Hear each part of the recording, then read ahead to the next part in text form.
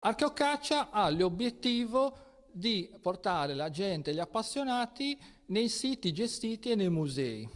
Questo attiva un turismo di prossimità che è molto utile nel periodo invernale verso i siti gestiti e musei che in questo periodo soprattutto sono in difficoltà. Un gioco che coinvolge adulti e bambini, che unisce 15 siti culturali della Sardegna, da Olbia a Sassari, passando per Nuoro e Oristano fino al Medio Campidano. Nuraghi, necropoli, musei geologici, etnografici, civici e archeologici e del territorio. C'è di tutto in quello che sembra un gioco da tavolo, ma che invece si trasforma in un vero e proprio percorso di conoscenza culturale della Sardegna. Bisogna scaricare il journal che all'interno c'è la cartina, tutte le informazioni.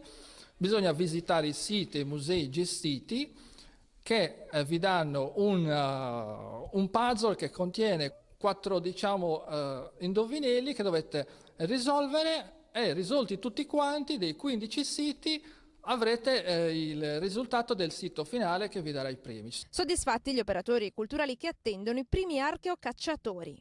Ci permette anche di creare una sorta di rete, diciamo, con gli altri musei che fanno parte di questa appunto archeocaccia.